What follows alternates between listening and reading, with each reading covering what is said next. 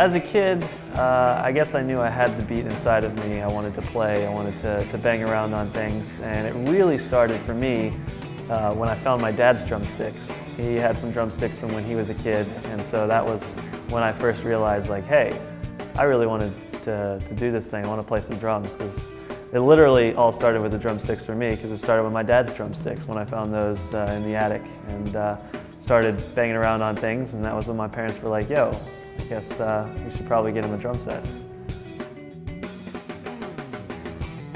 Oh, I remember my first drum set so vividly. I had picked out a Pearl form kit that I really wanted, and I didn't really think there was any way I was going to get it. I kind of had settled on like some off-brand or something to play.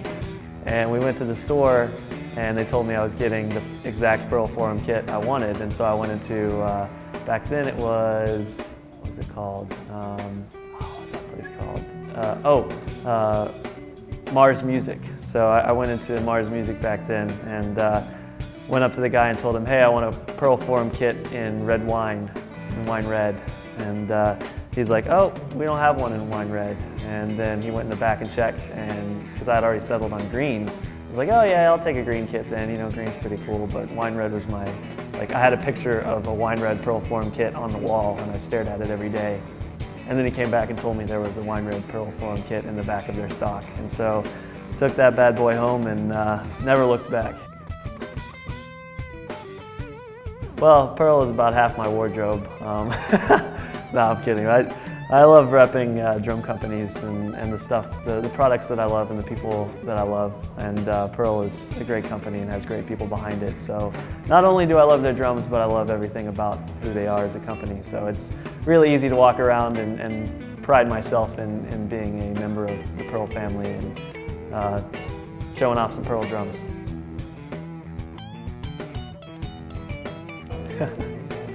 It all started with the drumsticks and then my pyromania, and no, it's not actually a pyromaniac, but I do love fire. I mean, what kid doesn't love some fire? And so as a teenager, I started messing around with the idea of fire and drumsticks, and not a good thing, because you shouldn't play with fire.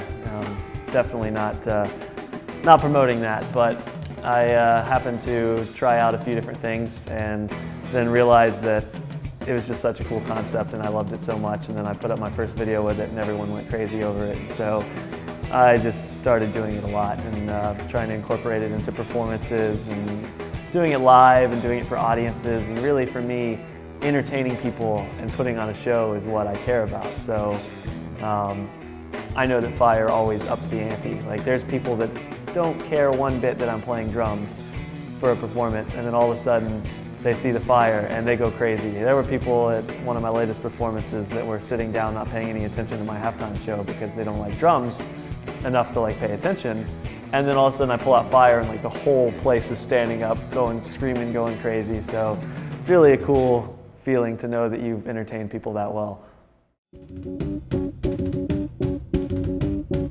Playing the drums is not only my passion and my love, but it's my outreach. It's my form of letting out stress. It's my form of doing what I love and sitting on the throne and behind a kit and just letting out all of my emotions and just banging around on the drums and having a good old time. And on top of that, it's my opportunity to entertain people. And I feel like we're all given something in life. We're all blessed with a talent that goes somewhere, and for me it's drumming, and for me the ability to put a smile on people's faces and to just entertain a crowd is really one of the most incredible feelings for me, and I really am so excited that I get the opportunity to do that for people.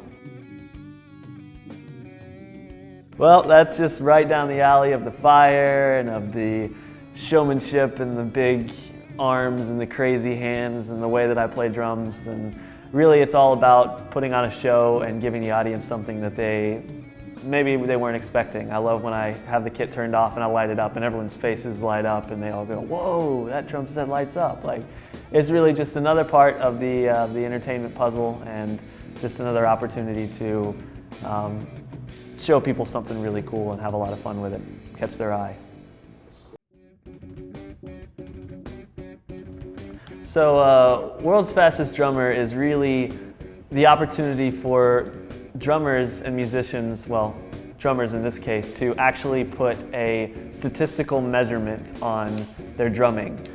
Us drummers are very competitive. We love to say like, oh, you know, this guy's better than this guy, and this guy's, and in the scheme of things, we're all just musicians, we're all just drummers. Like there's really no exact way to say, hey, this guy's better than this guy or anything like that. And that's where World's Fastest Drummer comes in, because it gives people an opportunity to earn bragging rights. It gives people the opportunity to say, hey, I am the world's fastest drummer. And so it's really just a cool, intriguing, interesting, fun event that like isn't really like, it's not all that serious. It's not like, oh, hey, you know, like if you can't be the fastest drummer in the world, you can't play drums. But it's something fun and cool to do on the side of being a normal drummer and just having fun behind a kid. So it gives everyone a little opportunity for some competitive nature, all in good fun, and it gives you something entertaining to watch. You know, you see Tom Grosset pump out 1,208 or 1,206 single strokes in a minute, and you just like, you're sitting there like,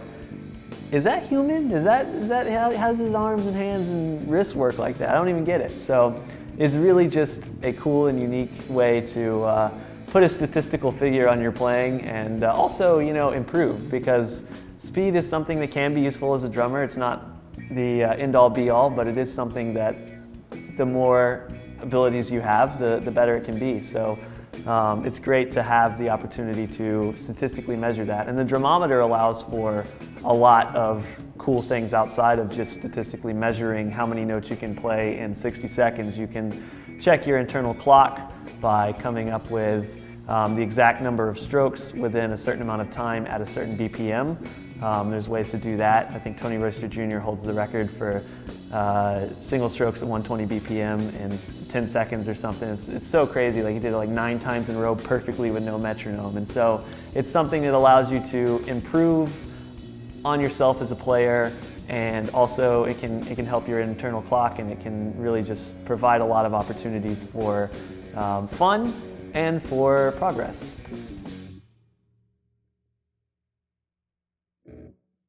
As a kid, I guess I knew I had the beat inside of me. I wanted to play, I wanted to bang around on things, and it really started for me when I found my dad's drumsticks. He had some drumsticks from when he was a kid, and so that was when I first realized